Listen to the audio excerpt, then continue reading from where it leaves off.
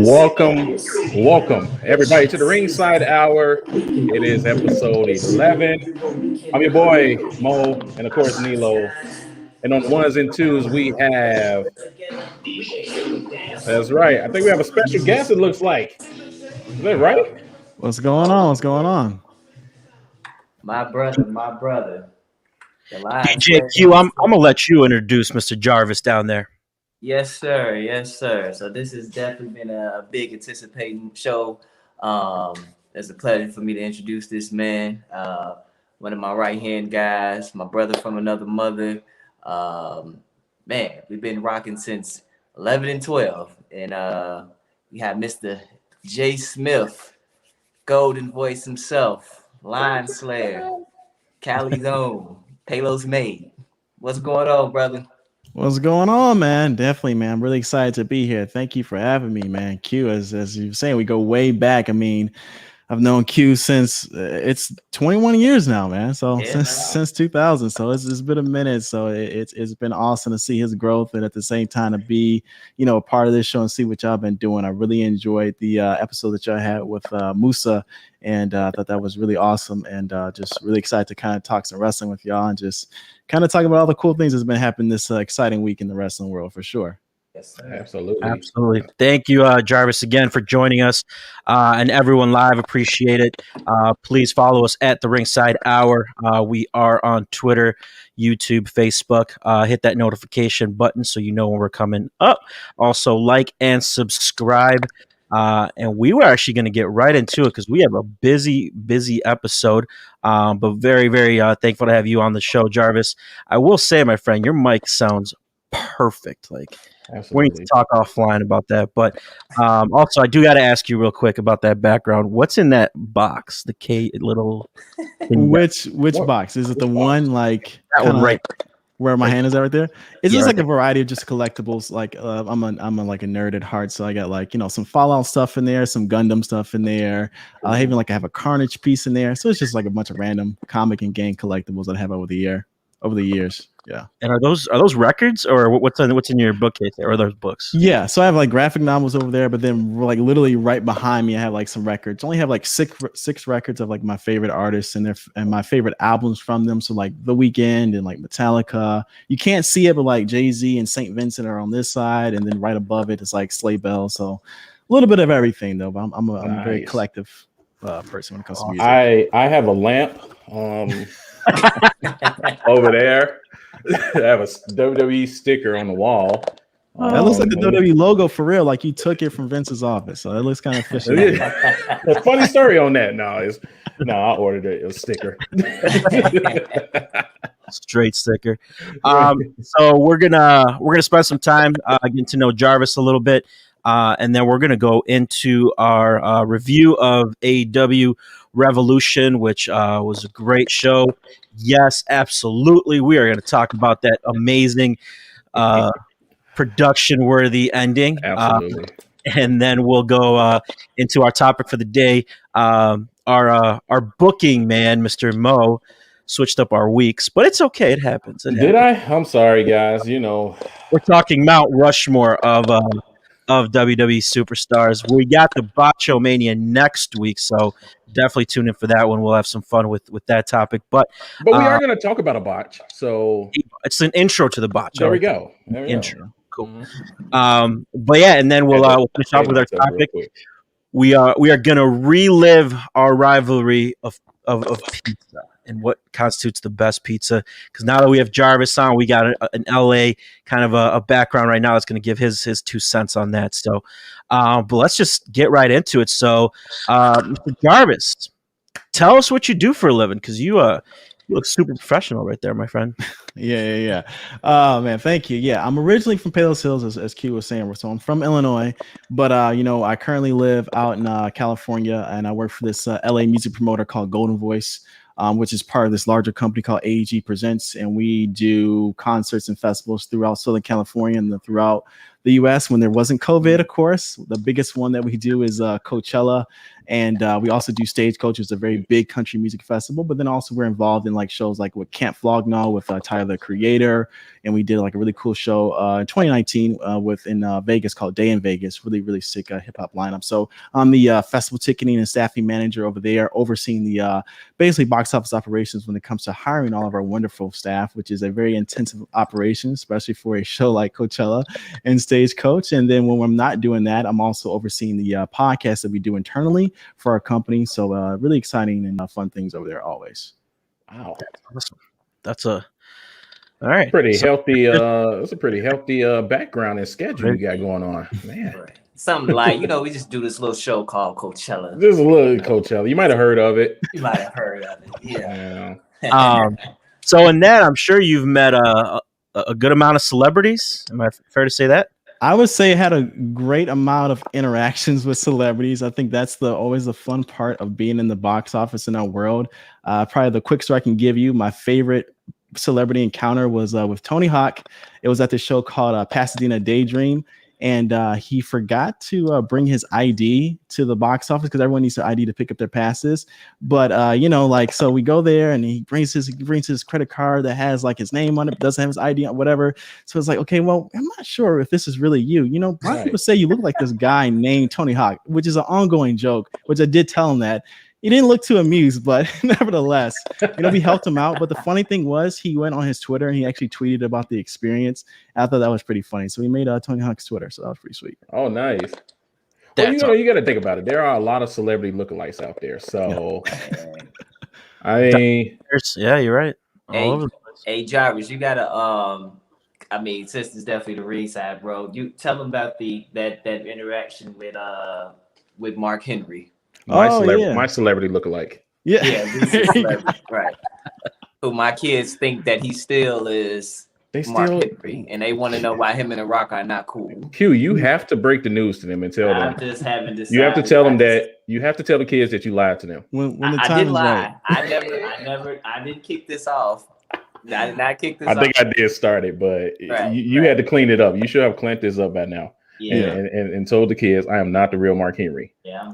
What about if I get a call and they want me to go to career day? And then Cornell is over there inviting me to career day as Mark Henry. I'm like, he cut his hair off. Yeah. Oh, now, Jarvis, tell them about that one, bro. Yeah. No, I would say I was coming from the show South by Southwest in like 2013. And then getting on the plane and stuff like that. And it's a super small plane. And it's just like, okay, going straight from Austin to Chicago, O'Hare. And then the last person to get on the plane was Mark Henry. But I'm sitting way in the back. But you can tell Mark Henry's stature because he's just a very large man. So like he comes on, sits right in front. And then as we finally, make it to Chicago and we get off the plane, I'm like, okay, I got to be able to hurry up and catch this guy. I'm far in the back too. And it's like, everyone's taking their sweet time to get out of their seats. I'm like, I got to hurry up before I miss him. But then I realized like, it's Mark Henry. I don't think he's going to make it out too fast. So I think you might have a little bit of time to make to him. So finally got off the plane and I made up to him. And I quickly just said, hey, Mark, I'm a big fan of your work. He was like in a very deep voice. Oh, thank you. And I just kept it moving. I didn't ask for an autograph or a photo. It's just like, let me just let this man do his thing. He's probably going to get, attacked or bothered or whatever for so many different people. So let me just go ahead and just say what up to him and just keep it moving. But no, was he flying in coach? No, I think it was a small plane. So I would imagine like he was in the very first seat, which is, I guess, his first class. It was a seat to himself. How about that? That's all he needed. Obviously. Got to help balance the plane out a little bit. I think that is awesome, dude. And I like that you said that you didn't want to ask for like a photo or autograph and all that, because you never know what type of mindset or mood that these guys are probably in, because they probably get stopped all the time. And, you're getting off of a plane, it's probably the last thing you want to do is try to stop and take pictures or something, Yeah. Yeah. No, I respected the space. Yeah. All the space. Yeah, all the space. Exactly. It's orbit. Yeah. So Jarvis, with back on our very, very first episode, by the way, episode 11. Congrats. Yes, sir. Still going. No, so the our first episode, we kind of got into it, right? So what What got you into wrestling? What was that one either match, event, or wrestler that really hooked you in, and then you never looked back? Where now you're still continuing to be a fan. What was that one moment? Oh man, it took me a minute to think about this. I'm thankful for Q for prepping me for it, man. I'm thinking about it had to be '97. I remember flipping through the channels with my brother, and we saw Hulk Hogan on TV, and we were familiar with Hulk Hogan because he was like in Three Ninjas and all this other stuff that we saw before. So it was like, okay, Hulk Hogan's on there, but he's dressed in black and white. And he's doing this what we didn't know was a promo basically with the NWO. But then out of nowhere, after they get done beating down, I believe it was the Giant at the time, Sting comes out to come save the Giant. But what we didn't realize is like, who is this one guy dressed up in like paint face and all that stuff like that? He just stands in the ring. I think he drops his bat, and then the NWO comes towards him and he just starts wailing on him with his just like with chops and kicks. And like, how is this one guy beating up everybody? But it was just the excitement of seeing that and how they were flying and basically selling his moves, and just like we were hooked on that moment. Like, okay, what's going to happen next? Because at that time they would cut off right off as fighting was happening. They would cut it off, whatever. So it's like, okay, what is this? I don't know what this is, but I got to find out what more is. So that was the moment right there. Like seeing Sting, seeing the NWO, seeing Hulk Hogan, and just like, okay, I don't know how to describe this, but I want to know more about this. Did you immediately put Chris in a scorpion death lock or drop or something? No. We started. We definitely went through our phase where we were wrestling each other and wrestling our other friends in the neighborhood. But no, it took a minute to get there, and then we realized like how dangerous we were, because it was like we're from that era where they're like, don't try this at home. We were that generation of like wrestling fans. Like we're trying to emulate everything that we saw. But we paid attention to that disclaimer. I claim. If Chris is watching, that'd be. I thought it was all part of the storyline. Yeah, disclaimer. Yeah. I was like, oh, that doesn't matter. Yeah, let's practice this move. Yeah, exactly. That's what it was. And we had like my parents had like a water bed from way back in the day. So like we would try, once we started doing wrestling moves, we would try to do like power bombs on the water bed, because it's like, oh, we're safe that way. You can take the fall, and like we don't know what we're doing. You don't know how to land. You don't anything. It's just dangerous. I'm glad I'm all right now, but it was bad. It was bad. It was bad back then. Definitely survived. That's awesome.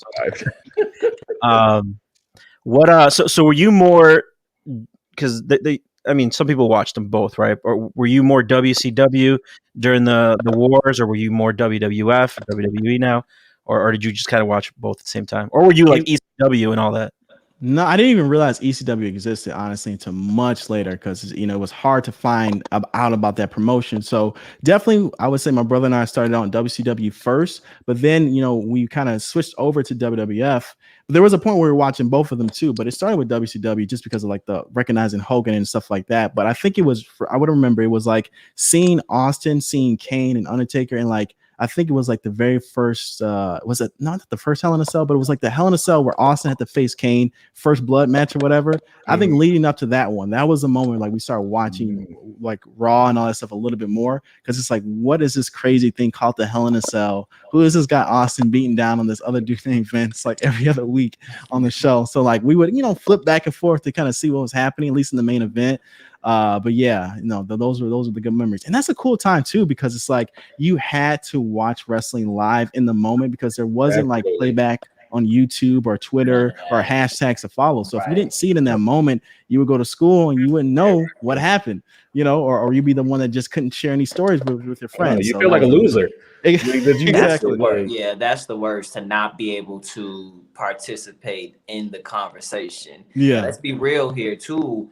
With the internet, that's when they started, I'll say probably a little after that Attitude Era, they start dropping the spoilers midweek. Because I used to wonder too, because it was people like, I don't know if you remember that, Jarvis, like in school, we were talking about, people were already ahead. I'm like, how do you know that? Yeah. You know what I'm saying? So they knew what was going to happen on SmackDown before SmackDown aired. You couldn't get Raw because Raw was live, right? But SmackDown wasn't live. SmackDown was taped on Tuesday.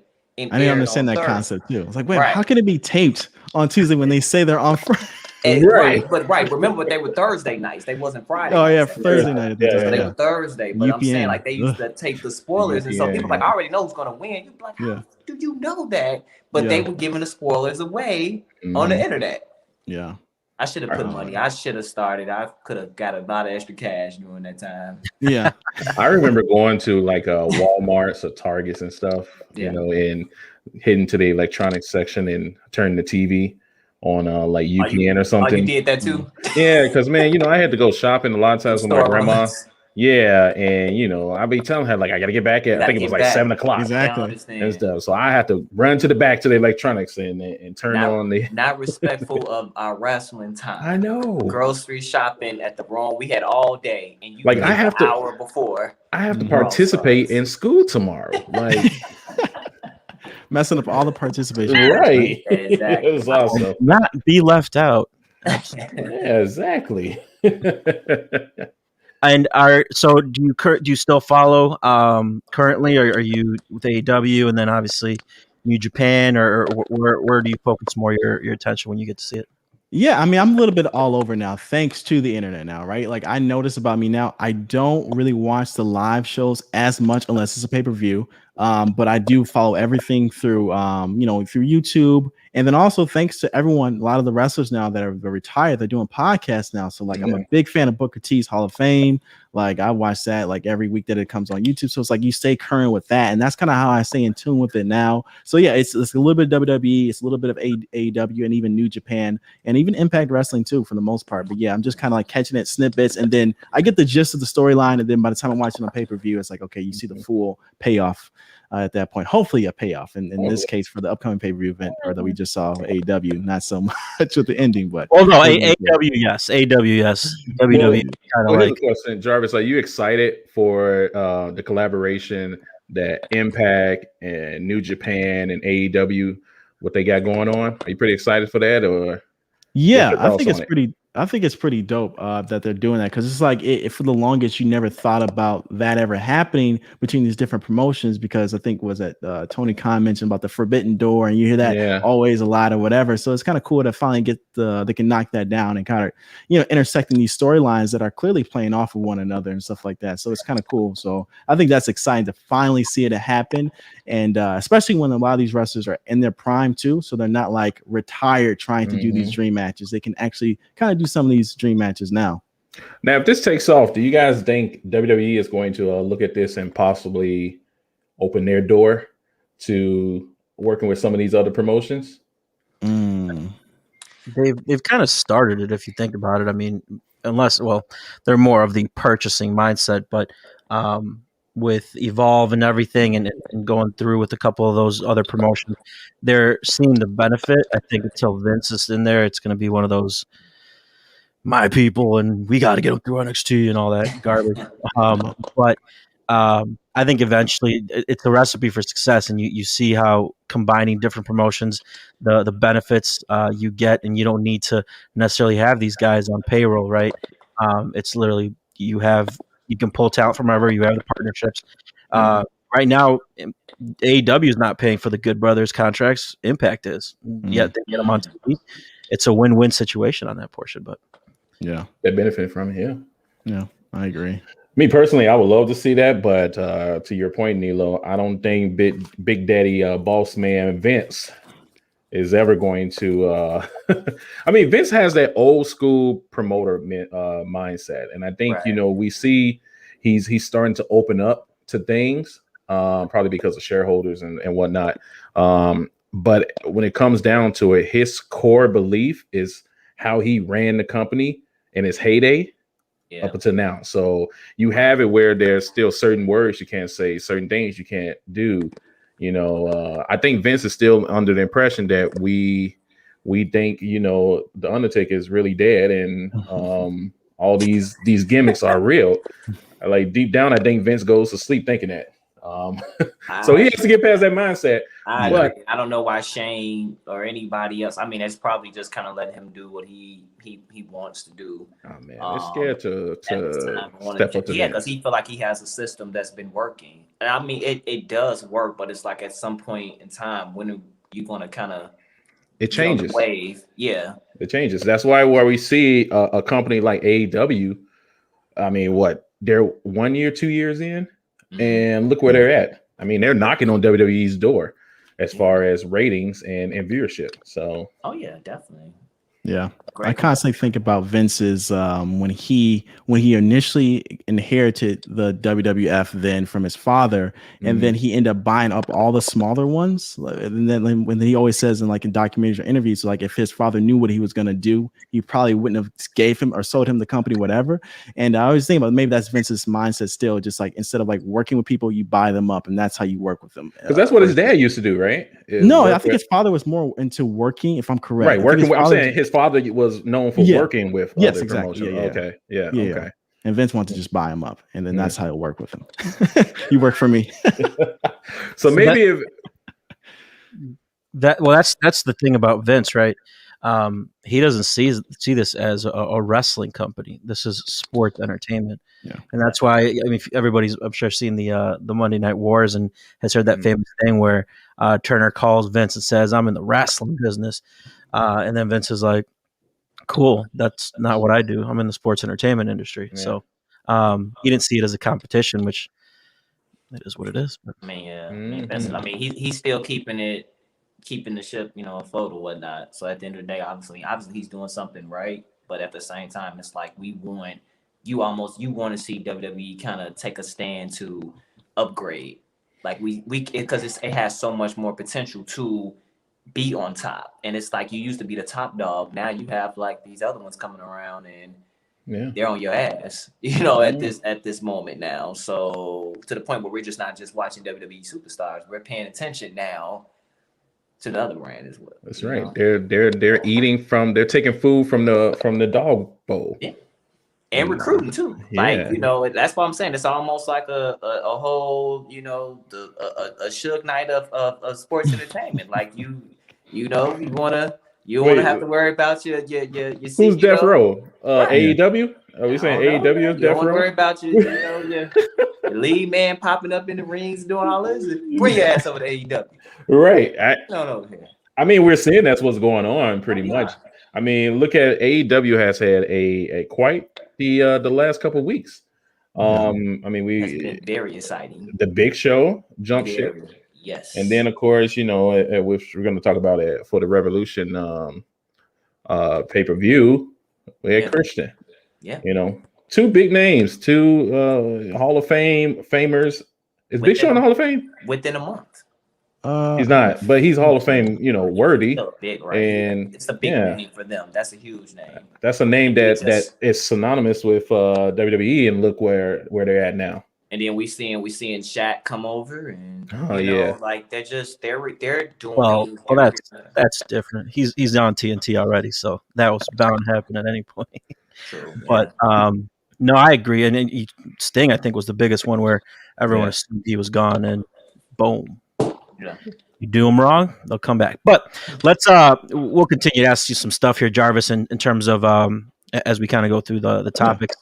But I do want to get into AEW Revolution. I thought, I'd give this minus our beautiful ending. I'd give it a 9 out of 10.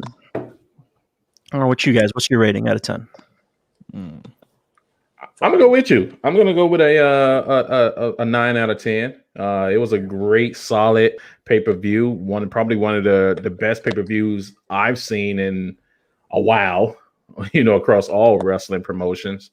Every match was on point. Even the last match, it was just the ending. And Vince always says they only remember. It's always about the ending. That's what they remember. I'm paraphrasing something like that, but it's about how it ends is what they remember. Yeah. Yeah, what Vince, what he did do, that's good too. And I'm starting to see maybe they'll probably pick up on there if you kind of go back to over the last decade when it used to be pay-per-views, it will always be a huge ending for the pay-per-view. Like you never saw it coming. Yeah. And then it's like it's left up like you have to wait until the next day to Raw, right? To Raw, to know because you're still kind of like tripping, like what just happened. Mm-hmm. And it's always a shock, and of course you hear JR and he keep, going off like, "Oh my God, my God, right? Like he's back. He's like it just always it hits you, and it's just like, oh, that's it, and then it just fades out. Yeah, And you at that time you go back, you like, I wish it was an after show. I wish it was something so we could discuss this, like what just went down. I felt like that's what you got the taste of that with Revolution that night. Like, wow. Yeah, you make a good point on that one, Q. That's one thing I thought about too at AEW, because they're like Dynamite's on Wednesday, but the pay-per-view was on Sunday. So it's like, you know how for WWE you would watch the pay-per-view on Sunday, but then they would have Raw that Monday. So the wrestlers would be selling their injuries or whatever the next day. Exactly. And I always thought that was kind of cool. I always enjoyed like after the Elimination Chamber or whatever, some street fight or whatever they had, they would come bandaged up or taped up, right? Still kind of selling the storyline of like the night before. And this is before they put it up on YouTube. So they would show maybe the flashback. So you got to reorder the pay-per-view event the next day or whatever. They wouldn't even do clips of it. Like, I mean, they wouldn't even show the videos. It would be just like highlights of pictures, stills of it. And then you like, if there is Stone Cold going to show up, is Triple H going to show up? Like, are we going to see it? And then they'll wait to the last minute of Raw, where you have about maybe 20, 30 minutes left. And then now we're going to talk about what just went on. Or now we're going to bring them out. So, I mean, it's just anticipation to keep the viewership. Like, and I think AEW, they realized that. That's why they're starting that new, what is it called? The new show, Elevation. Okay. Elevation, Dark Elevation, which is going to air 1 hour before Raw. Oh, nice. I believe starting next Monday, if I'm not mistaken. Monday the 15th, and then you have NXT moving to Tuesdays. So the Wednesday Night Wars are over. So now you have Wednesdays with AEW. You have AEW Dark on Tuesdays, and then you still have SmackDown on Friday. So really Thursday is the only day without one of these two promotions having a show, which is interesting. And I think personally, I think it was a smart move by WWE. You're not going to beat AEW with NXT. It's just not. Of course, Thursday is where we all regroup. That's where everybody's going to regroup, and then Friday, Saturday, and all whoever And then Thursday you have the Ringside Hour. So I mean, it's just wrestling every day. There you go. Yeah, there you go. Good plug, Nilo. That was a good one. Good plug, Nilo. All right, so let's talk about the buy-in. We had Britt Baker and Maki Ito going up against Thunder Rosa and Rio. Thunder Rosa and Rio end up losing by pinfall. A decent match. Nothing too crazy to talk about there. Give it a C.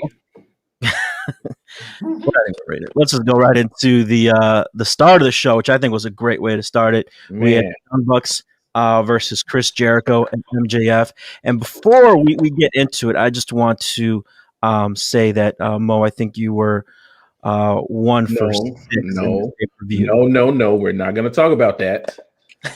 We're not going to talk about that. So, guys, throughout the entire night of the pay-per-view, Nilo was bragging on how he had called the matches. Undefeated. Perfect. And then he just had to rub it in my face. And I was like, that's fine. It's okay. And then he's like, yeah, you don't have any wins. I just want you to know that. I was like, well, yes, I do. I have one. Like, which one? The Kenny Omega match. The death match. I definitely called that one. Okay. Yeah. Well, we have it on tape, so we can always rewind. Exactly. I'm not gonna lie. I was sitting there. I didn't even want to look at his text messages. I was getting pissed off. I'm like, oh, here we go again. Every time I see Nilo's name pop up, it's like, and another one. So yeah, the Bucks taking on Jericho and MJF. I thought great match all around. As far as telling a story between the two of them, you saw obviously it was kind of this is what tag team wrestling is, and this is when you put two singles competitors in, and I think they told that story pretty well. Bucks obviously getting the win after this one, but wanted to open it up to you guys. What'd you think of the match and the Bucks taking the titles? It was a dope match. I thought it was really cool. I like what the Young Bucks have been doing overall with just their career, and it's good to see like they're kind of giving that like that run with the tag team titles, and it's not like going to be something that's going to be over with too soon or anything like that. It's just they're really good at putting on some solid matches and working with different teams too, because I think that's the thing I always like seeing the Young Bucks work against a different type of team they never faced before or whatever. So with Jericho and MJF, it was pretty sweet. So I thought it was a really good match. For sure. And carrying over to Dynamite yesterday, I mean, it makes sense why they didn't put the titles on them. We saw the outcome of Dynamite, but yeah, no, I agree. I understand now. Sunday I wanted MJF and Chris Jericho to take the titles. I love Chris Jericho. I'm a big fan of MJF, but okay, as of what happened yesterday, I get it, and I'm actually more excited based on what happened on Dynamite. So. So yeah, the Bucks retain the titles, and then MJF and Jericho end up losing. And then they had a little promo at some point talking about we need to have a war council, and then we saw that on Dynamite what transpired there, and I guess we can talk about that later on through the show. But actually, let's talk about it now. Did everybody watch it? Yeah, since we're talking about it, so pretty much the war council, Chris Jericho was pretty much saying, hey, some things need to ship up some things and change some things around and maybe add a new member to the Inner Circle. And I was like, all right, yeah, let's do that. And then MJF, I thought it was Scorpio Sky that was going to come back out since he basically did that little turn heel over there. Yeah, but what happened, Mo? MJF happened. Apparently, it was under the impression that he had pretty much sided with the rest of the members to overturn or overtake, Jericho as the leader. But obviously that backfired on him, and Chris Jericho knew about this plan. So now they're about to pretty much turn on MJF. But hey, MJF had his new faction come out. Who was it? It was Wardlow, FTR, Sean Spears, yeah.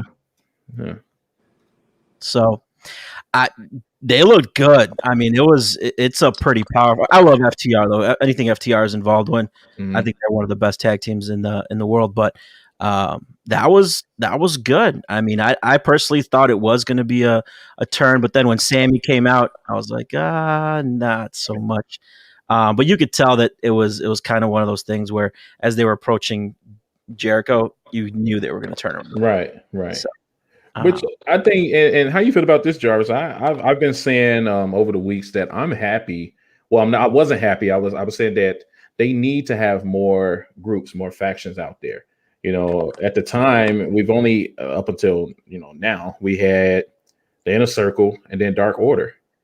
And then kind of loosely was that the Elite, like what kind of, I don't know, like a little bit. So it's like we need more. Yeah. And then you had the Nightmare Family start, but so I need a group that actually they're making a huge impact. And I wanted more from the Inner Circle, and I was under the impression that they were going to break up, which I did not want. But now as we're starting to get, MJF got his group going on, I think this is going to make the Inner Circle tighter, and I think we're going to have a nice little war on our hands, guys. Yeah, no, that'll be exciting. Yeah, I think that more, and I think they're still in that AEW's in that cool space where like they're still developing with all the characters, so it's like they can develop more stables that can have that history and stuff like that. So I think that would be cool if they did have more of that, because Inner Circle was that first big heel group when they first launched and stuff like that, and just having all the new faces that Jericho's working with. So now seeing another like I feel like that's what it feels like with MJF being the lead, as like an offspring of what Jericho started, like a younger, better, stronger, more deadlier version of Inner Circle. So it's like it's kind of cool to see that, and now to see like this new generation kind of look at Jericho's group now and like, okay, you guys are behind us now. We're gonna take you out basically. And I think it's kind of cool to see like more groups like that. So I think if they develop more types of like stables, especially the heels, like if they develop more heels like that, I think that'd be pretty sweet for sure. That's what they need. That's what they need. Do you think because one thing that AEW does is they allow their talents to pretty much run their character, their own promos, and pretty much try to, how can I put this, handle the show, the storyline, as it had, they plan it out. As with WWE, you have writers that pretty much tell you word for word what you're going to do and what you're going to say. Do you think that's working for AEW? It depends. It just depends. Certain characters and their personalities, right? It really is just an extension, or as Austin would say, right? It's an extension of himself turned up to like what 100 or whatever, right? So some certain people, it's believable like that, like John Moxley, etc., like the Bucks and Omega or whatever. But certain characters, I think maybe they would. I don't know, maybe the younger talent that's just starting out, maybe they would develop a little bit more by having that maybe structure of like, this is the storyline that we're going with, or the idea that we're thinking with your character, and then you can fill in the spaces from there. But I don't know. I think it can be hit or miss. It just depends if people really know who they are, as who they're trying to become on camera, and then they can, articulate that personality to the audience and through the people that are watching them through their matches and stuff like that. So it can be hit or miss. And I agree with that because sometimes I think they hit it on the mark with the promos, and a lot of times, like the interferences, I don't know, it just seems pretty random at times, with a lot of things that they're doing. I'm like, okay, that doesn't make sense. Or why did this person interfere? I was like, maybe they need writers. So I don't know, but I get your point.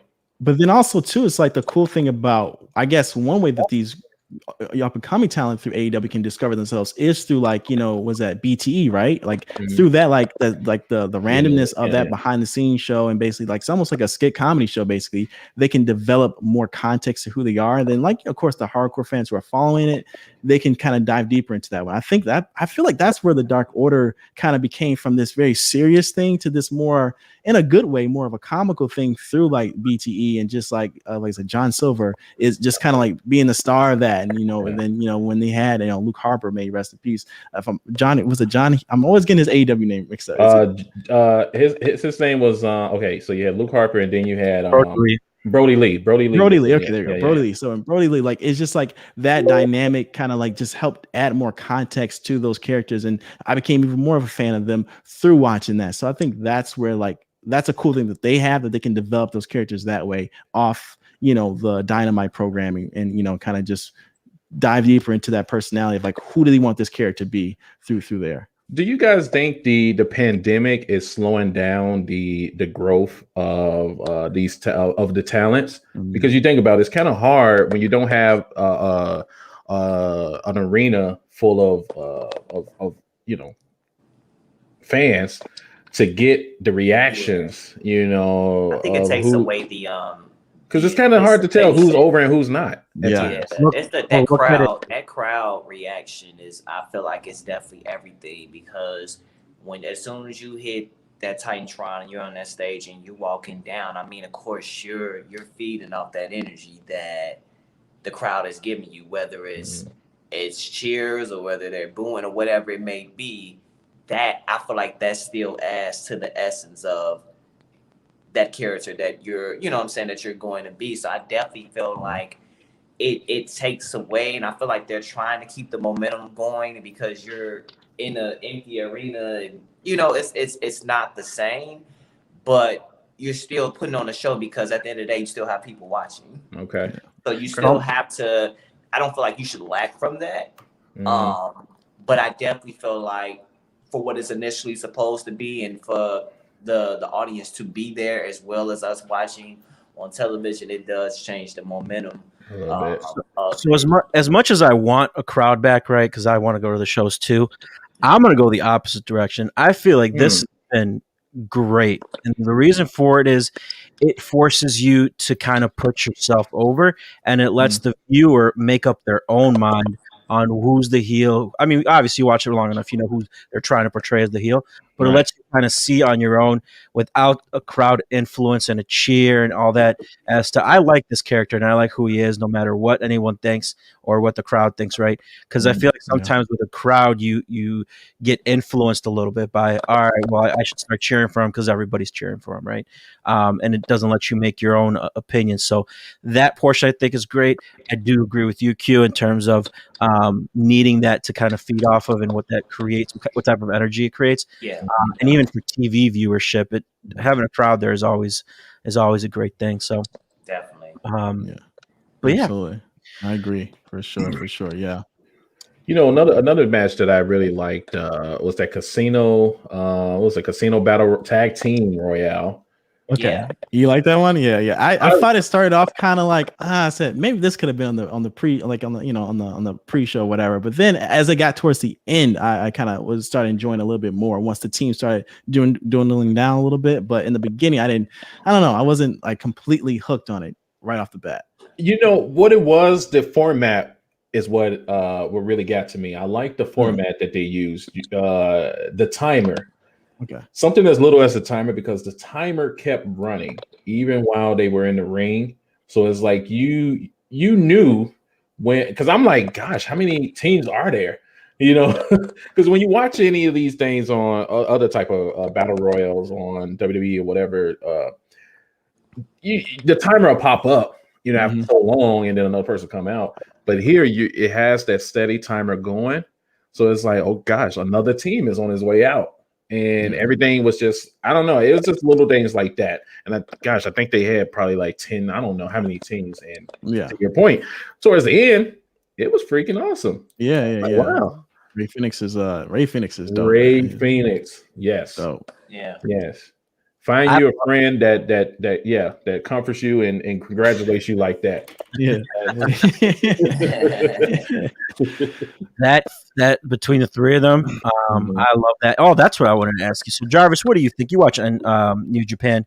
Do you think that they're going to have a triple tag championship in AEW anytime soon? Oh man, I hope not. I hope not, because again, I think it goes back to what Reese was saying. There needs to be more teams to make it work. Because I think the only promotion I've seen do it that may have worked out was Ring of Honor that did it, right? I believe it was Ring of Honor at one point. I don't know who the champions were, but I just remember seeing, like, I think it was like Marty Scurll and somebody with the Villain Enterprise. I could be completely wrong about that, but they just need more stables to make it work. But that's the only way that type of title work, is when you have a lot of stables, which is what New Japan is kind of built on, which took me a long time to realize. But they look at their wrestlers not as individuals most of the time, but as stables and factions. It's hence why the Bullet Club got formed, and why what's the Chaos with Okada and all that stuff like that, and why it was such a big deal when people would basically turn their backs on their team, because it's like you're leaving. That's like, someone from the Lakers, backstabbing somebody in the middle of a game or something crazy like that, or the Bulls in the case of my Chicagoans here. But it's like, so it's like that's why it was so shocking. So I guess if they had more teams in AEW, it would work. But right now, I hope not. Fair. I don't know. Am I correct? I think they have a lot, though. I mean, in terms of the factions themselves, you can create some triple teams off of there. But I mean, you have the Triangle de Muerte with Ray Phoenix and that crew. You can create one with MJF's new crew. You can create one with the Inner Circle. You have Jungle Express. Damn, I had a whole list of these. I mean, but I think to get a whole division of that, you need to continue to build. But I think it'd be an interesting idea. I thought WWE was going to bring that in at some point. I think at some point they had some titles commissioned for something like that. So who knows if in the future it'll come through, but always just a curiosity as to how you make that work, and how do you bring, essentially you're creating technically a third division or another division within the wrestling, but cool. So sorry, go ahead, Mo. No, I was just gonna pretty much just say, let's talk about their big surprise, that they were hyping up, the signee. Oh, I was going to order the matches, but my friend put it up there. Let's do it. I mean, I think it's something that we need to talk about. We had our predictions. Some of them was outrageous. I think Nilo was like The Rock or something. I don't know. He was. You forget that these are all recorded, so everyone knows what I said. So you can't bullshit it. But it did turn out to be Christian, or now Christian Cage, who was just on WWE for the Royal Rumble, lasting he's like the last four. Yeah, he was the last four with Edge, with the comeback. And now you fast forward not even a month later, he's in AEW. It tells, I mean, They could have kept him. They could have kept Sting on there. They could have kept all these people, but they just. Yeah. Jarvis, what was your thought of it? Or actually, no, Josh, who did you have as your prediction that who it was going to be?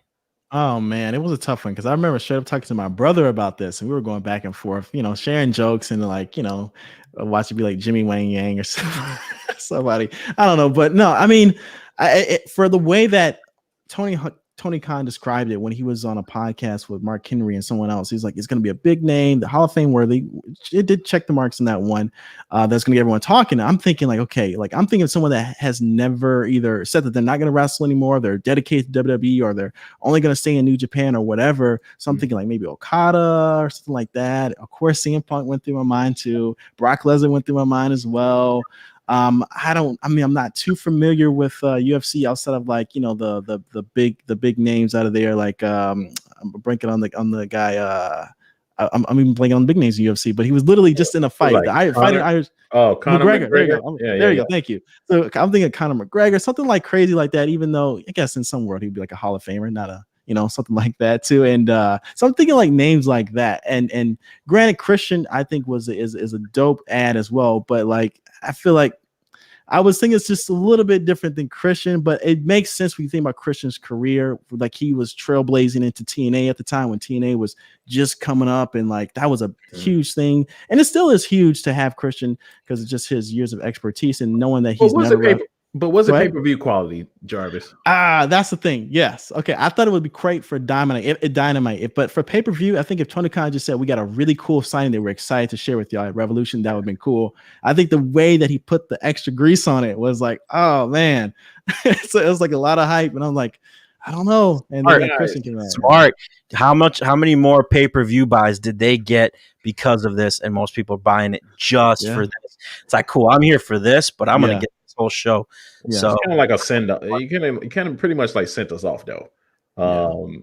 Why? I mean, I was cool with it. Who else? There really was nobody else based off of what they said that they could have brought in that's not currently under contract or working on a project with WWE. Because there's no way I don't know why you even brought up Brock Lesnar. We talked about it last week. There's no way they would ever get Brock with the amount of money that would be thrown at him. CM Punk's not coming back. Tony Khan has money. Yeah, they're pretty rich. They're pretty rich. You think that with all those damn deals that Brock is not gonna, or that Khan's gonna take away all of his money and invest everything? Brock the Khan family, Nilo. Yes, I know what they own. They have way more money than Vince. They could have named a stadium after Brock or something like that. That could have been part of the deal. They could have gave him a stadium. Come on. But here's the thing: there's no way that Vince is he'd do anything in his power to keep Brock Lesnar. Oh God! There's somewhere in the world there was someone saying the same thing about Christian. Yeah. Someone was saying the same thing. Christian got a cheap ass deal. What are you talking about? He got it out for sale over here, clearance and shit. What are you talking about? No one's spending money for Christian. Look, Vince is not going to let Christian go. Right? Yeah. And last with dealing with Christian, do you think that his ship has sailed? I love Christian. Don't get me wrong. From his heyday as a Christian, Impact Wrestling, that Christian Cage, all that. I mean, fast forward to now, we're in 2021. I mean, do we? I guess do we care? Do we really care? Again, I think that if it was like a Dynamite appearance, it would be like, damn, that's amazing. For the pay-per-view level, not so much. I think that Christian he looks good health, so I would say like, he can probably go and have some moments. And I'm excited to see like what he'll do. Speaking about Dynamite with Kenny Omega and stuff like that when they had that face off, but I mean, I care in the sense of like I don't know. I think for where AEW's at right now, this is and they pair him up with a good face off like with Omega or some other people he can face, then yes. There can be some type of like, okay, this is going to be a big match, but caring in the sense of like, this is changing wrestling or something like that dramatic. It's not a game changer, no. Not a game changer. Yeah. I think that's what I was hoping for. You guys, I was hoping for a game changer with AEW. I've always been saying that obviously AEW, they're on track to definitely compete and get up there with WWE's numbers. Who knows? Probably even surpass that down the line. But I do feel like they need to bring over or take a certain amount of WWE names and bring to their side. And I've always said 4 good names. You have Sting. So I still say if they can capture or steal 3 more big names that were associated with WWE, they will overtake them. Like who? Well, right off the top of my head, I'm going to say Finn. Yeah. Finn is going to go over to AEW. I even threw out Adam Cole. And, of course, there's the Brock Lesnar and CM Punk. I think if they would have gotten AJ Styles at that AJ time, Styles, yeah. that they were talking about getting AJ Styles when he was supposed to go over there, but then Yeah. he ended up renewing with WWE, I think that would have been like a big one too. Yeah, that would have been huge. But then, I didn't say him because I know he re-signed. Yeah, exactly. With them. But yeah, I think it's possible, Nilo. Oh, I'm not saying it's not. I'm just wondering what names you had out there. Is Q still pop blocking? You know, your internet's super choppy, brother. I don't know what's going. Yeah, I don't know what's going on with that. Is that me? I keep hearing it. That's my stuff. Yeah, that's why I don't have nothing on. It's all good. We're live. It happens. Let's keep moving on through the show here. Next we had so the Battle Royale. Obviously that went through.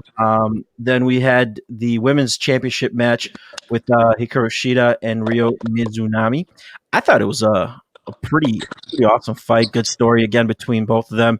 They fought in the past in Japan as well as earlier on in the very first AEW show.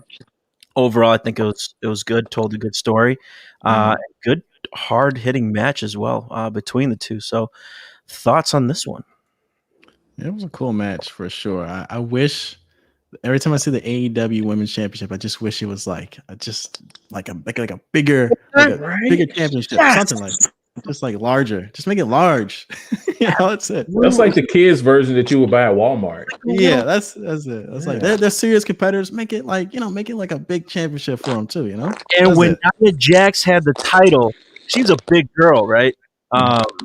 When Nia Jax had that title, it just looked so like it's like a little. Are we talking about Nyla Rose? Nyla Jax. I'm sorry, Nia Jax. Nyla Rose. I'm sorry. Yeah. All us big people don't look alike, Nilo. All right, like we don't all look alike. I know you have a special spot for Nia Jax, so that's your bae. Sorry. Yes, absolutely. That's right. Those in respect on name.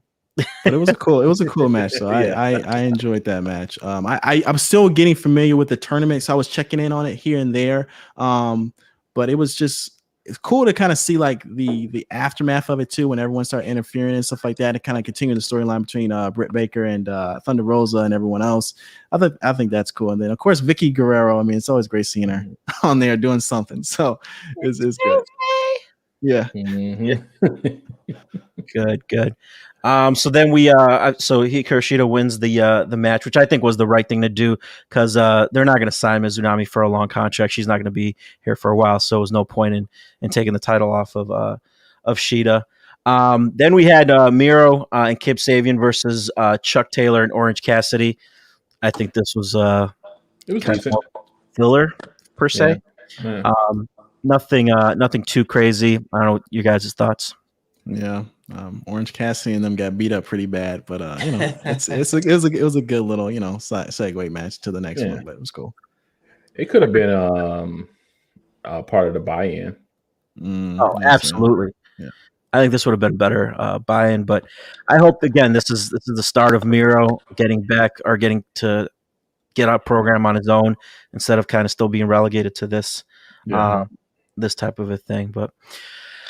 Next, we had my favorite wrestler currently, which is Hangman Adam Page versus Matt Hardy. You two swore Matt Hardy was going to win this one. But I did. I did. Yeah. Thoughts on this one? Yeah, shout out to Adam Hangman Page, man. I mean, I like that he's kind of. Again, adding to that comedy element of Dark Order, and just kind of after everything that he went through with Omega and being a part of that tag team, and just even like you think about Hangman's initial storyline when he was like kind of like the one going for the AEW championship in the very beginning. So I was always curious, like, what are they going to do with him long term? And just kind of cool to kind of see, like, he's got like this own little pocket that he's in with this storyline and stuff like that. So it's dope. I'm glad he got the victory. And, that goes back to your point where you're saying they're pretty much evolving over time, finding their character and so forth. And they have that flexibility. And, the Dark Order, they're doing a great job. With from the passing of Brody Lee, I was worried about how would they continue or what direction they would take. So they are finding some direction, and with having Hangman Adam Page hop on, I think that'd be awesome. Yeah, and it fits too, because it's like you think about Dark Order still as a cult, right? It's a funny cult, but it's like an Adam Page, his Hangman was down on his luck when he got kicked out of Elite and stuff like that, so he joins the cult basically, and so it's like it kind of fits everything. I like it. That's right. But I think he now feels like he's going to be the main man in the cult per se. He's the top guy in it, and the way they worship him, I think, is hilarious. When they when they said what did he buy with his money, they had him on that the lawnmower, and then the whole Dark Order jumped on top of it on Dynamite. That was all right, we're moving on here to the TNT Championship, the number one contender match. So Face of the Revolution, we had the sixth competitor come up at the during the intros, and it was none other than All Ego Ethan Page signing with AEW. And then the ultimate winner. I know, Mo, you love this big ass Cheerios they had on here. That's a Sonic ring. It's a Sonic ring. Yeah. Wow. That was hilarious. We saw that just hanging. I'm like, what is that? Out of all days, like they what? It was like one of those donuts that like you have to sit on when you when you can't swim. Yeah. Q has one. Q has one. What? Like, one of those donuts that you can't when you can't swim. You get one of those donuts that you sit on. Gonna get the floating. You get the floating. Yeah. I'm all for it, man. Yeah. It was a fantastic match. I believe I had Max Caster for the win and for that match. That was a pretty premature. Well, I mean, granted, he is the Acclaim. I get it. They're a hot tag team right now, so I can expect him to go on and win a TNT title. But the guy is funny. I mean, with his bars, and he comes out. Yeah, he's hilarious. So he's one of my favorites. But shout outs to Scorpio Sky. Yeah, for winning that match, and his match that he had on Dynamite as well. Yeah, that was a solid match. I did like that. I like that he turned heel. I think it was necessary for him to take that new approach. So I'm excited to see what they do with him. Mm-hmm. Yeah. I thought Lance Archer was going to take it initially just because, like, man, even without the ladders, Lance Archer just a weapon all around. So it's like, man, maybe he might, give him some more push. But then it's like, okay, Scorpio Sky said, okay, this is dope. I always did like Scorpio Sky, and he had such personality and charisma, even through, like, I'm thinking about BTE, like, he just so much in him. So it's like, it's cool to kind of see him now taking that brass ring and going all the way with it. So the heel turn, I think, will be for him to even show more of that personality that he has. So absolutely. Really, I just want to make one point that Nilo next week, as I'm noticing, all three of us we wear glasses. So next week I'm going to need you to just put on a pair of these. So don't hate on my 2020 vision. Right? Just want to make that clear. I did kind of see the trend going up there, and I'm like, something can we add? This look. Let's fix this look for Nilo. They can even be frameless glasses. There you go. Yeah, non-prescription. There we go. Hard path, my friend. No, thank you. Mm-hmm. All right, let's wrap this up. I'm already at an hour. My bad, guys. So street fight match. The Stinger and Darby Allin versus Taz or Team Taz. I think this is the best way you could have done it to hide the weaknesses and show what Sting can actually still do with a film set where everything's still under control and making sure that poor Sting does not break his bone. So what are your guys' thoughts on this cinematography type of match?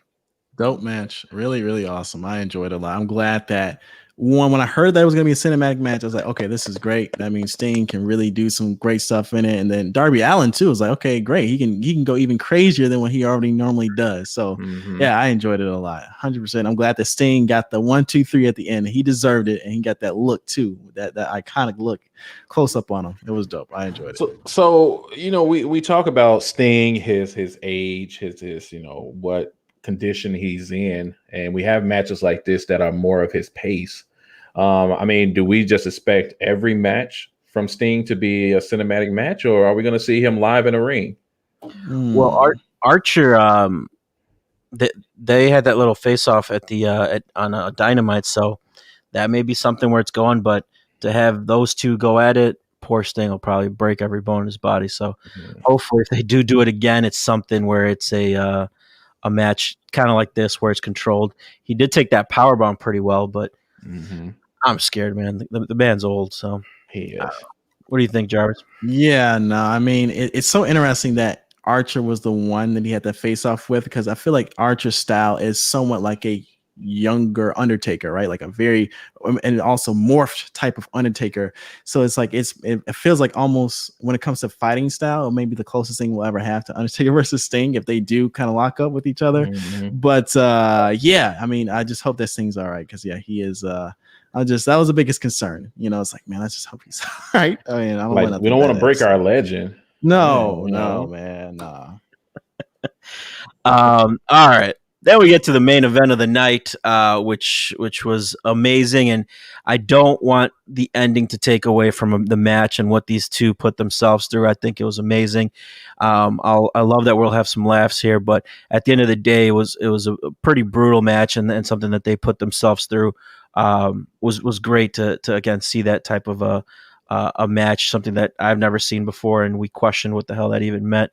But aside from the ending, I thought was pretty awesome. So aside from the ending, which we'll get to, what did you guys think of the actual match? Fantastic, dude. Fantastic.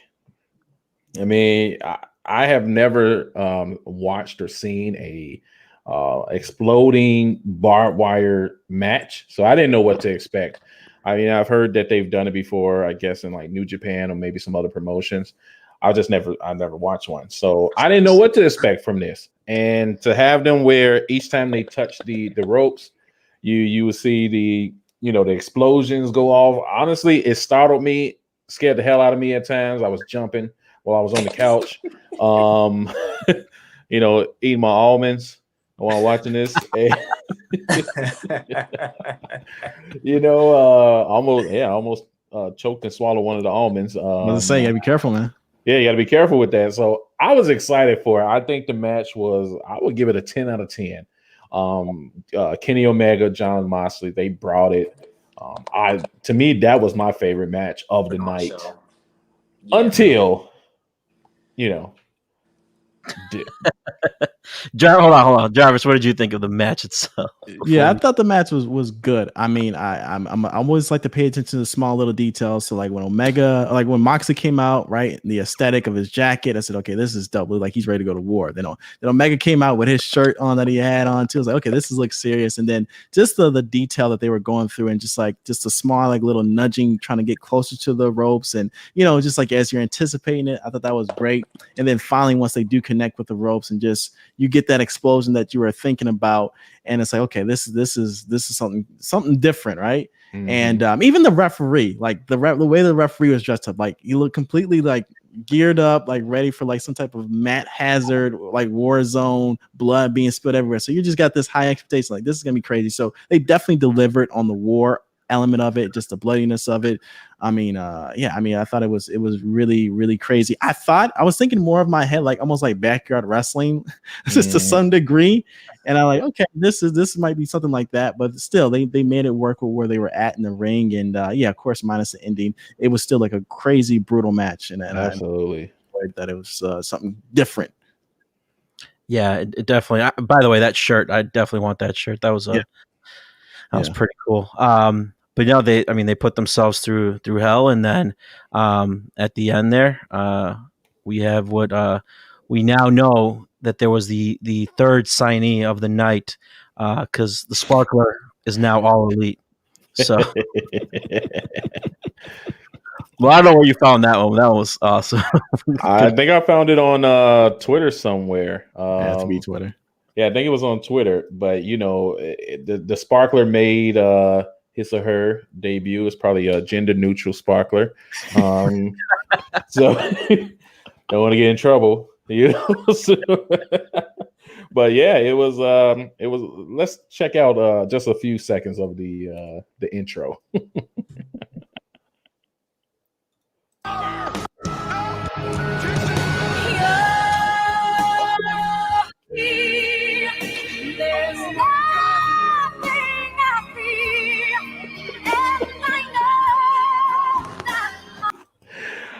Okay, I did not know Celine Dion was going to be on that video.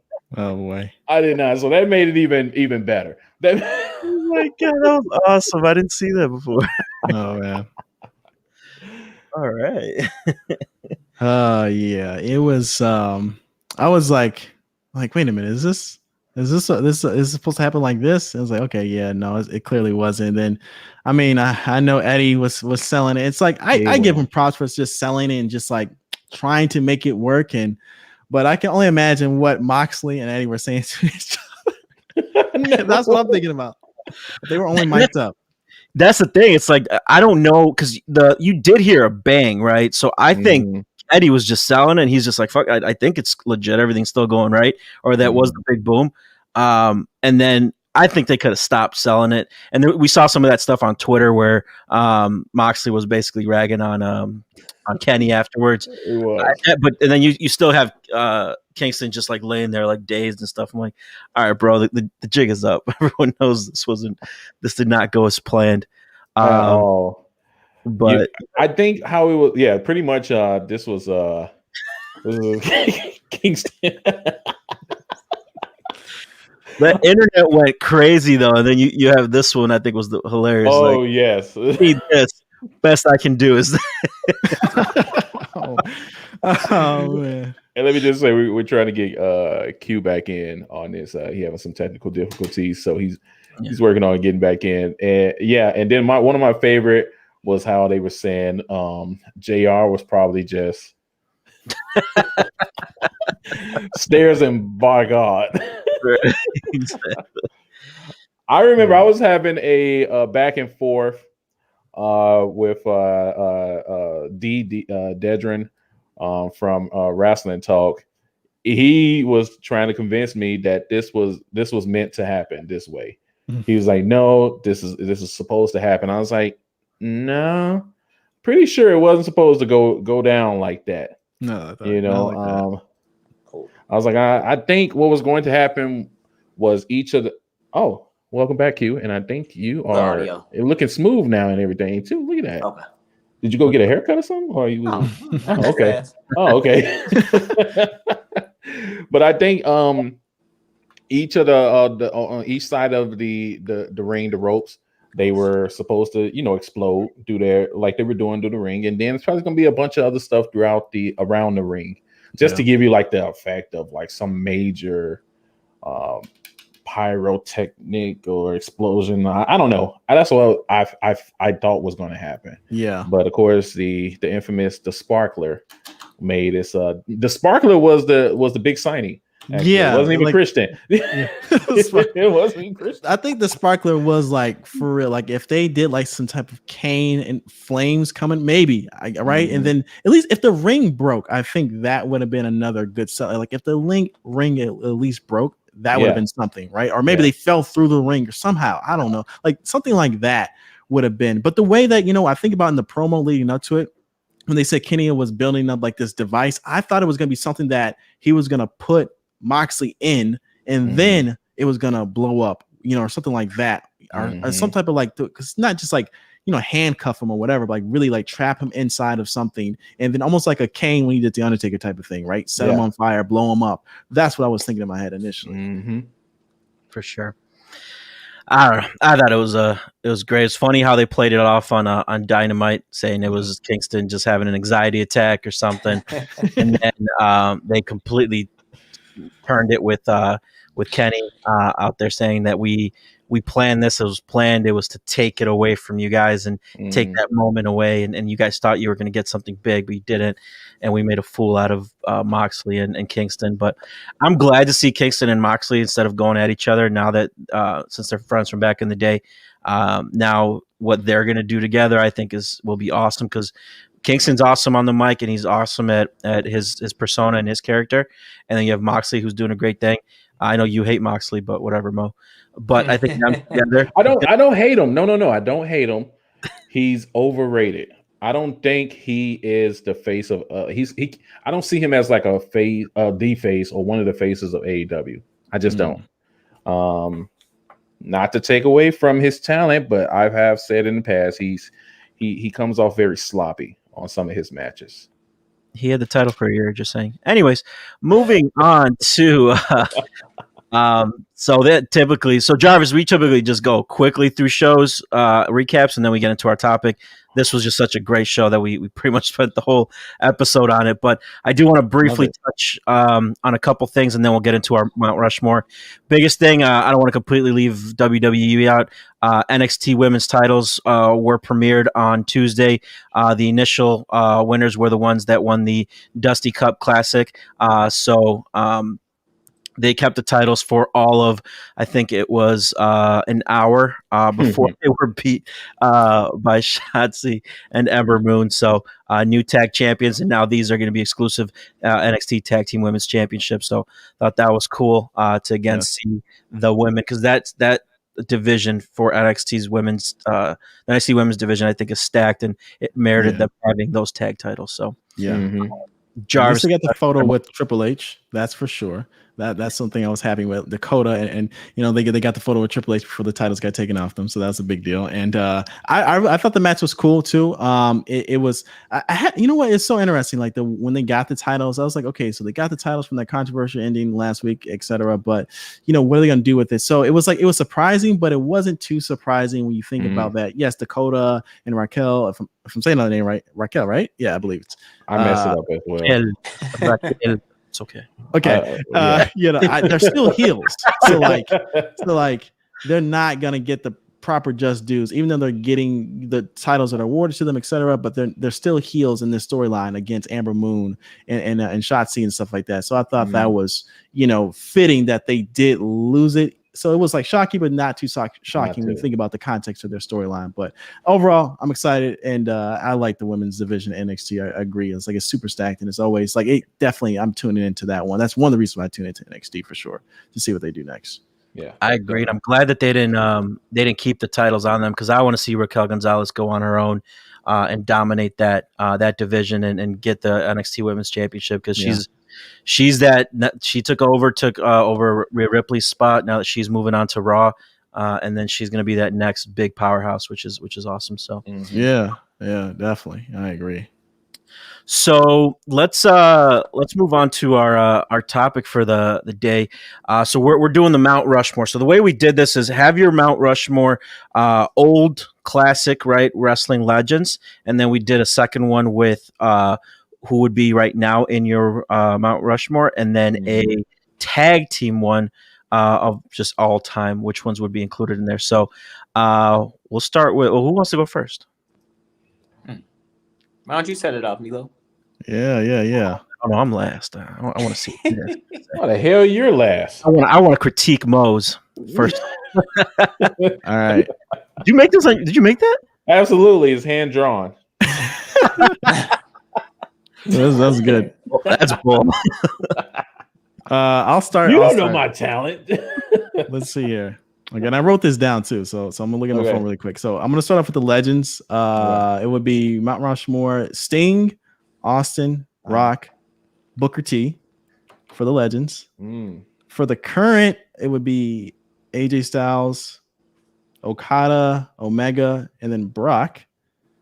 And then for tag team, I would put down New Age Outlaws, Kane and Undertaker, Young Bucks, and Hardy Boys. I like that. Nice. Okay. I like that. Okay. I like that. What about you? So since we're going in that order, I'll take it from here. So course, you know, my favorite for legends, it's always gonna be Booker T. The Y'all know five Book, time. Book is my favorite. So I'm gonna go Book. Yes, sir. I'm gonna go Book, Rock, Undertaker, and Austin. No particular order, but those are my 4. Give me your favorite Booker T impersonation. Let's see. We got 5 time. There 5 you time. go. Yeah. Sucker. Yeah. Like, tell me you did not just say Tell that. me. Oh yes, I remember that one. Just say that. Tell me. Yeah. Yeah. Love Book. Book is classic. Okay, so for new school, I'm gonna go with Finn. Y'all know I love Finn. Finn, baby. Oh yeah, Finn. Roman Reigns. We could throw Brock in there, and one more. Oh my goodness. Man, that's crazy. For the new, I don't know. I'm trying to give. I should have 4. I said Roman, Finn, Brock. Roman, Finn, Brock. Or just you could throw in someone that you probably didn't make it to the legends. That didn't make it to the. You know what?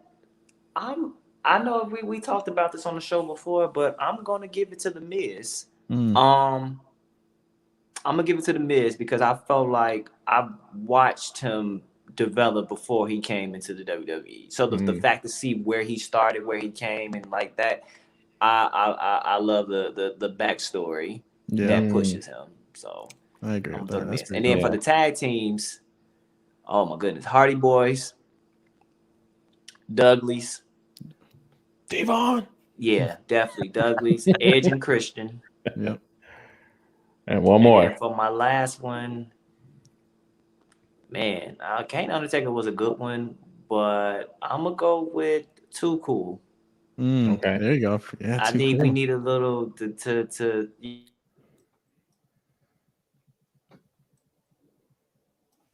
lost you there for a second, Q. Oh yeah, Too Cool. Too Cool. Yeah, you know, the call came through. Sorry, guys. Oh, okay. Yeah, and I was just telling Q, was that today or yesterday that Grandmaster had died. Grandmaster Sexy. So really, damn, I think it was suicide. I'm pretty sure it was suicide or drug overdose. But he passed away. So yeah, shout outs to Too Cool. Yeah, definitely a great tag team. So Nilo. Okay. See how I switched it up? Yeah. Right. Just flipped it real fast. Yeah. So here's the thing. It's Jarvis, I'm gonna ask you to think about this while I go through mine. Think of your Attitude Era. You got to be so extra with it. But it was too many to think about, right? Because you're thinking about different eras and different things. To have 4, it was odd. You know what? I'm gonna go. So let me go. It seemed like you're gonna. Okay, let me go because yours is gonna be complicated. No, it's not. So for the legends, all right. You wanted to be last, so I'll honor that. Of course, I'm gonna go with HBK. Hands down, HBK is my all-time favorite. Mr. WrestleMania, yes, sir. Yes, sir. Mr. WrestleMania, the showstopper. The Rock, Triple H, and Stone Cold. Okay. Those are gonna be my Mount Rushmore. And as far as for new school, this might be a little bit of controversy, but I'm gonna say AJ Styles as well, Jarvis. Kenny Omega, Randy Orton. I'm gonna put Randy Orton in new school. Yeah, because he's still active, and of course Chris Jericho because he's still active. So I'm throwing Chris Jericho in there. Okay, Jericho. All right, I would say a legend. Jericho's legendary. I mean, he's in between. Okay, I feel you. And for the tag teams, Hardys, Edge and Christian, Rated RKO. Yeah. And then Booker T and Goldust. Yeah, that's dope. Remember when Goldust had that tick? Like he had, what was it? He had got electrocuted, and he all that. Yeah, that was funny. That was a great time in wrestling. Yeah. Okay, Nilo. Now you can set your infamous list up. All right, so Attitude Era is going to be Austin, Rock, Shawn, and Triple H. Okay. For the legends, my man, Mr. Promo himself, the Macho Man. Then we have Ric Flair, and because he is now retired until he comes back at some point, Undertaker and Razor Ramon. Cool. Then we Bad have guy. Okay. right. Then we have the current. So I got AJ. So I'm glad that you guys are right there with me. Got to have the GOAT Jericho in there, Omega, and I'm with you, Okada. Jarvis, absolutely. Mm, And then the tag teams, the Young Bucks, FTR, the Hardys, and DX. And when I mean DX, the Road Dogg. Road and- Dogg. Okay. Road Dogg. Okay.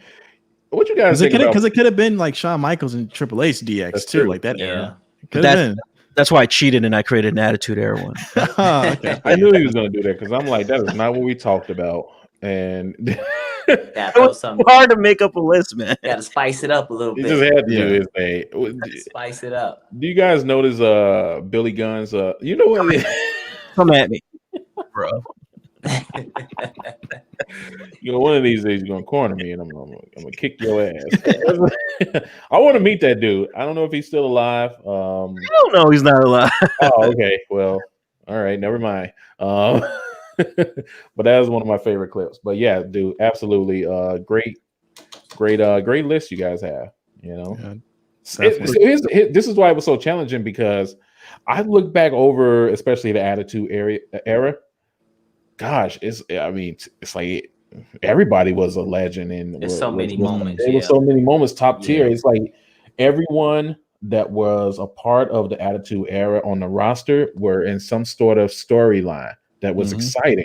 Great You know, it was great storyline. So it's very hard to, you know, every time someone brings up this question, a lot of times my choices change, you know, depending, you know, because you can break it down into different categories, whether it's Mount Rushmore promo or whatever. So it's pretty hard to do it overall. So yeah, great list you guys have. Yeah. For sure. And I came extra prepared too. Actually, when you told me, Reese, that you guys are doing like Mount Rushmore, I even came prepared for like at two more, just not even Mount Rushmore, just list of like I have favorite wrestling stables. That was like NWO, NWO, and then the corporation led by Vince, because it's just like that was like I didn't like the corporation, but as I'm older now, you just realize. Yeah, exactly. How much of an impact they made towards storyline, and just like, okay, the man holding you down, right? And just like really living up to that and just doing a good job of just being just pure assholes every single week. Oh man. So that was and that. The NWO, they're being inducted into the Hall of Fame as well. Yeah. What about the corporate ministry when they went? Yeah. Into, I feel like yeah, I agree. That's like I feel like that's part of like the lineage of the corporation. It's just like that entire era, just like the corporation, corporate ministry, just like all the different derivatives of them, are just being pure assholes every single week to your favorite wrestler. I still remember when Shane at Survivor Series 99, when Shane was supposed to be on the side of Austin, right? And then he screwed over Austin in the tournament. He flicked him off. It was over Mankind. I was heated when I saw that. Oh man, I was so heated. That's what I'm saying. Classic, good classic moments. Yeah, dude. They used to draw you in all the moments, you know. So it's a great time, guys. Such a great time. As we start to wind down here on the Ringside Hour, we want to end it here with Jarvis, so you can see if you can settle this debate between what is the best kind of pizza. So first, I want to ask you, what is your favorite kind of pizza in terms of stuff? I like deep dish for sure. I'm sorry, I don't think Mo heard you. What was that? I said I like deep dish. That's the one I go with. Oh, yeah. Let me deep dish for sure.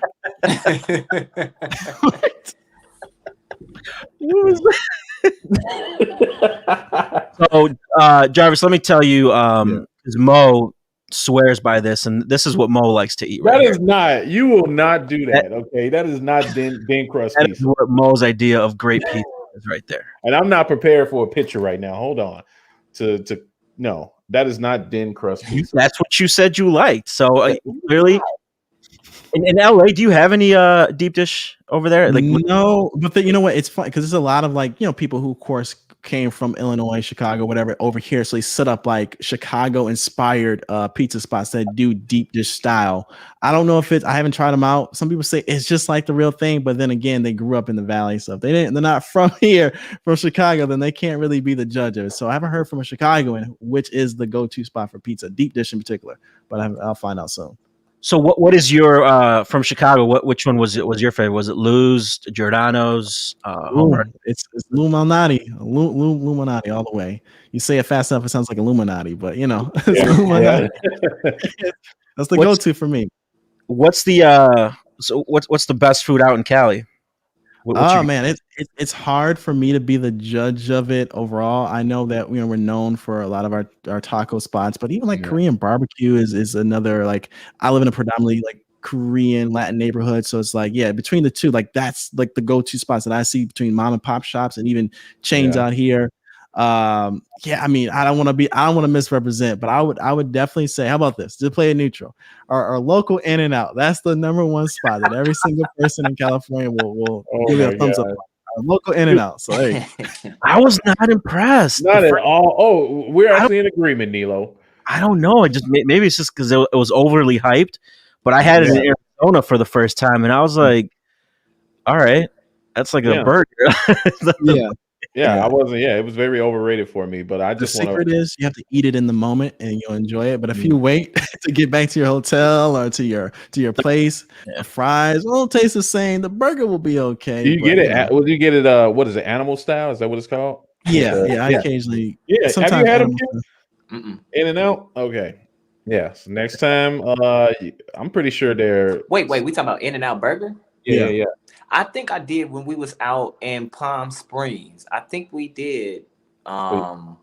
We did go there. Did you get like a burger or fries that have? You know what, bro? Honestly, what was that? Coleslaw? What is it? Thousand Island sauce? Something like that. Yeah, I feel like I did have a burger, but I can't like recall. Like obviously, I must enjoy it because I can't even remember telling you what it's close right there. It was not memorable. Yeah, it's funny. It's funny enough. I live right next to one of the only Portillo's in the state of Southern California. Wow. And it's literally down the street from me. And it's the only one in LA County, Orange County, anywhere throughout Southern California. So I think that was very odd. And I didn't even realize until I moved over here. It's like, this is like the only Portillo's out here. So does it remind you like as far as the quality, the taste? And it does taste exactly like back home. So that's good. That's awesome. But I guarantee you don't have those long lines. You know, no, in the drive-thru and all that. A little bit now because of the pandemic, but on a normal day, no. But it is busy. Okay. Sure. I just wanted to just this is thin crust pizza from Chicago. This is what 98% of all Chicagoans eat. Not that. This. Yeah, brother, I'm with you on that one. I actually prefer that. Deep dish is cool for me every now and then, but just for that to be like the best, I take the thing. Chicagoans. Yeah. What is that? Fasano's, right? That was the spot. Fasano's. That's a good one. Yeah. No, I mean for us coming out our way.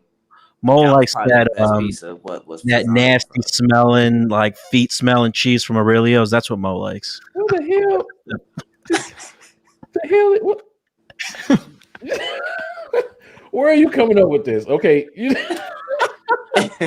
Exactly.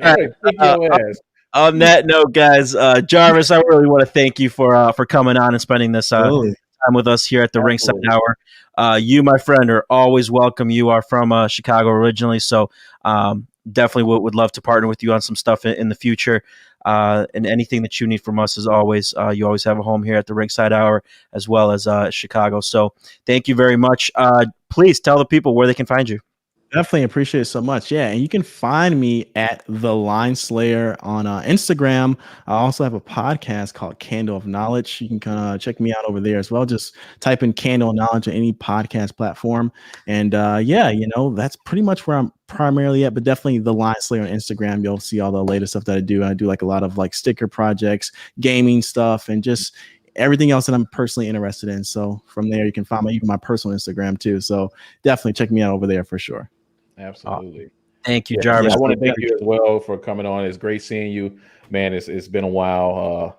can't wait for everything to open up, and hopefully either I come out there, we got to take a trip, or you make your way back over here. We got to catch up sometime. Hell yeah, man. Definitely do. Yeah. Thank y'all so much for having me, man. I appreciate it so much. It's great to chop it up with some great wrestling fans and just share some memories and some moments, man, for sure. So this is really dope, and I like what y'all doing. So keep building. I'm excited to be part of episode 11. So I'm looking forward to seeing episode 12, and then even when y'all make it to episode 100 and even more. Right. So I'm excited for that one. Sir. So we're gonna have to have. On episode 111, you're coming back. There you go. I like that. There you go. I like that. Yes, sir. I was thinking Yes, we're sir. gonna have to get Jarvis on for commentary when we have our pay-per-view, because we have a highly anticipated match between Musa and Jay Grace that's still waiting to happen. Yeah. So that's very anticipated. Let me do the pre-show. Yes, we're gonna get Jarvis on the pre-show. Word is Justin is the buy-in. Yeah, the buy-in.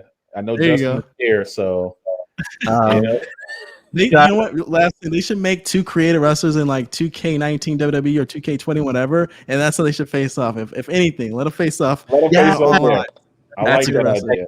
That will be. Yeah, like that. let's do it. I have the game, so we can stream it on here, so that would be awesome. Yeah, let's do it. Even better.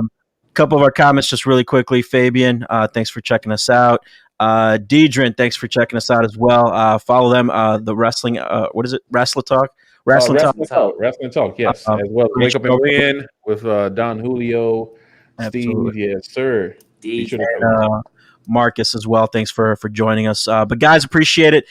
Check us out. We'll be back next Thursday, as always, at 8:00 Central Time here at the Ringside Hour. Follow, like, subscribe, just hit that notification button so you know when we're coming on. But appreciate you guys sticking with us, and we will see you next week. That's right. Free Britney. Stupid.